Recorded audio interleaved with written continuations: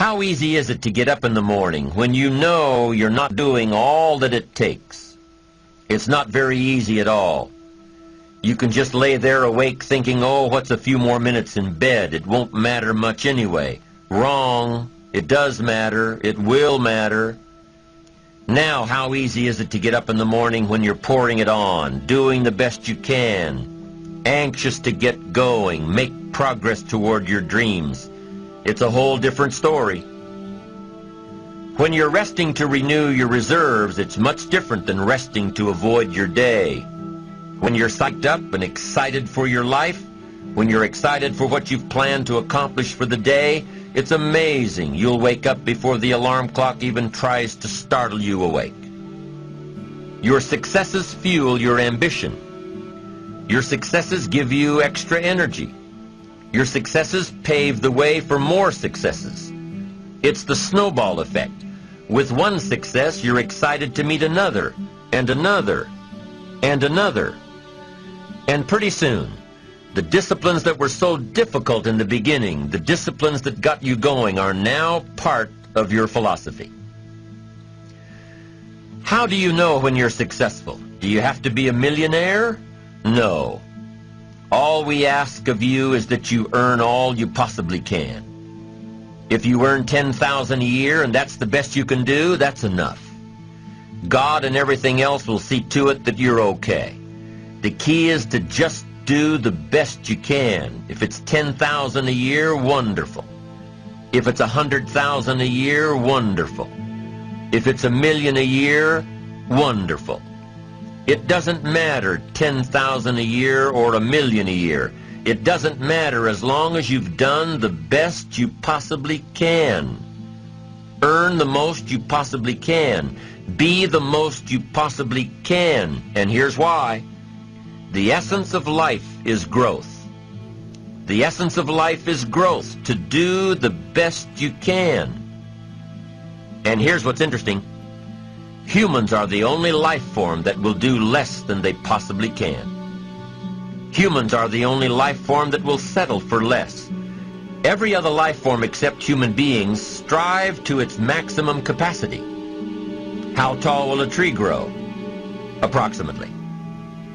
As tall as it possibly can. You never heard of a tree growing half as high as it could. No, trees don't grow half. Trees send their roots down as deep as possible, stretch their limbs up as high as possible, produce every leaf possible and every fruit possible. As a matter of fact, you never heard of a human physically growing half. We keep growing until we're done. Now that's a part of life we can't control. It's genetically coded. And that's probably why we keep growing till we're done. Because we can't control that part. It's the rest of our growing that we control. The growing of our minds, the expansion of our minds, that we can control. And that's what tends to get away from us. All life forms inherently strive to their max except human beings. Now, why wouldn't human beings strive to their maximum possibility? Here's why. Because we've been given the dignity of choice. It makes us different than alligators and trees and birds. The dignity of choice makes us different than all other life forms. And here's the choice.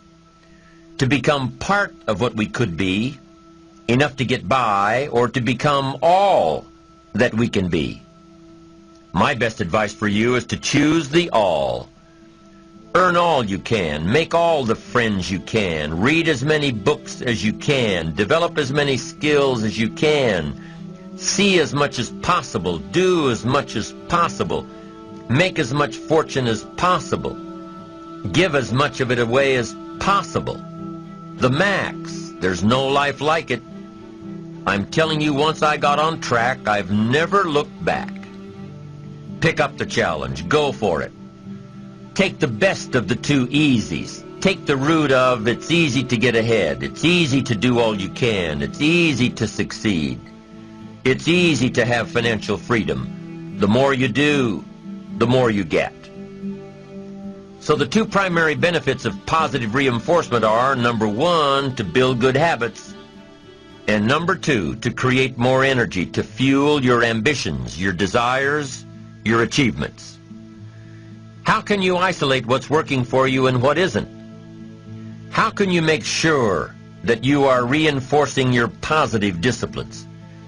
Well, if it isn't apparent, easy to see right away, if what you're doing is happening in such small increments that you're not sure if you're on track, then you need to be writing it down. You need to keep a journal anyway. But if you really aren't sure that what you're doing is making measurable progress, you need to keep a written record. You need to write down everything that may be relevant in your day. What you did, who you saw, what you felt, how it may or may not affect you now and in the future.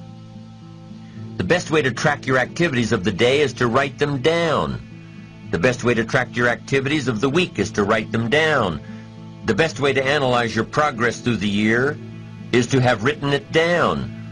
Why? So you can look back on it. Because by keeping a written record of your life, you will be more accountable. By putting into writing the action steps that you have planned, you will easily see what works and what doesn't. Most people just try to get through the day, never writing anything down, never keeping track of their progress along the way, never really knowing if they are doing all they can to reach their goals, to drive their ambition. But gifted people learn to get from the day. They don't let a day end without picking up some valuable experience, some emotional content, some idea that may positively affect their future. To get the most from a day, to learn the most from a day, you need to be able to reflect on the day. And how can you reflect on a day unless you record it in history?